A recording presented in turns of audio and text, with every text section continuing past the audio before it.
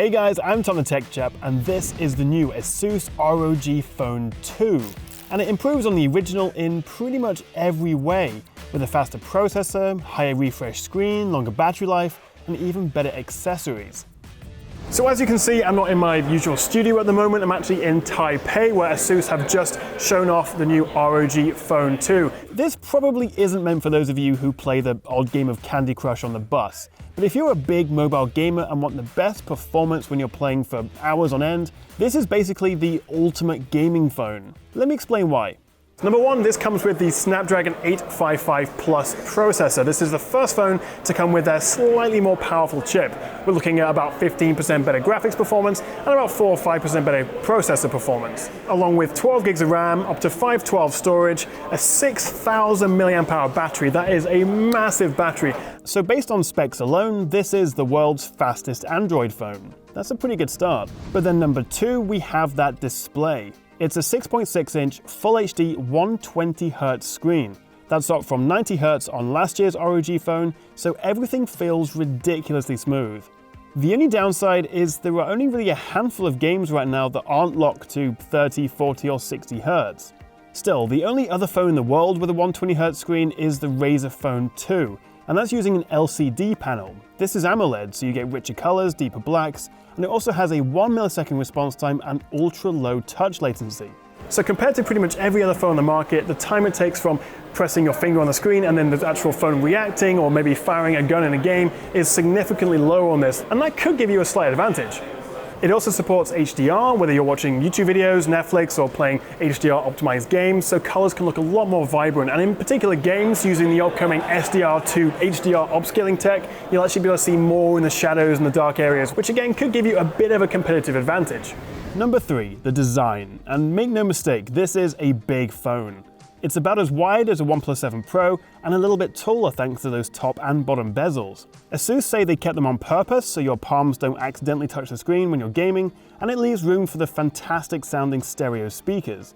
You'll also probably be happy to see they've gone with a flat rather than curved edge design for the screen, so while it does feel big in the hand, you won't get any accidental presses. And they've also built in an optical fingerprint reader into the screen.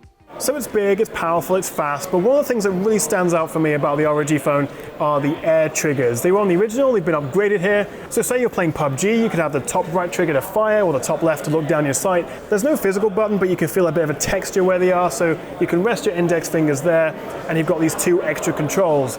On the bottom, we have a headphone jack and one USB-C port with another USB-C on the side. This means you can actually charge the phone from the side, well, the bottom when you're playing games and holding it sideways, so the cable isn't getting in the way of your hand. But mostly it's going to be used for the range of ROG accessories, which transform this from a gaming phone to a whole gaming setup.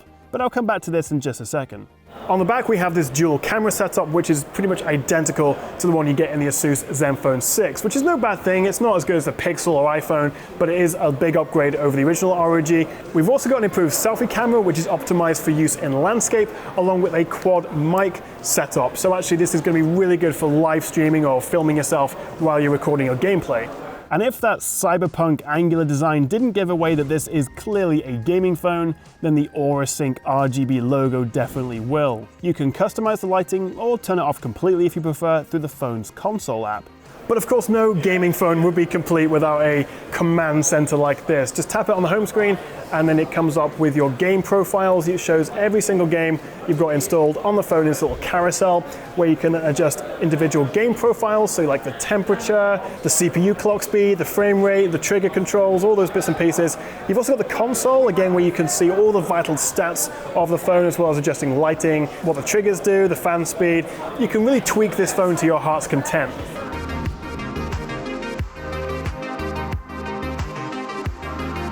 So at number 4, we've got these, ASUS's range of ROG Phone Accessories. Except for the dock, I believe they're all new and improved second generation versions of the add-ons we saw for last year's ROG phone. There's 6 of them in total, plus a couple of cases.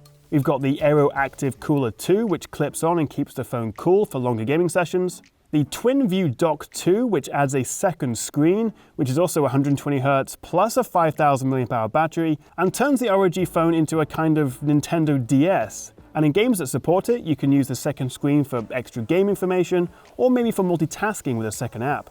Then we have the ROG Kunai gamepad, which, sticking with the Nintendo theme, basically turns it into a Switch. They even casually referred to the controllers as Joy-Cons when they announced it. The controllers can connect via USB, Wi-Fi, or Bluetooth, so you can have them on the side of the ROG phone or take them off and use them as a wireless gamepad.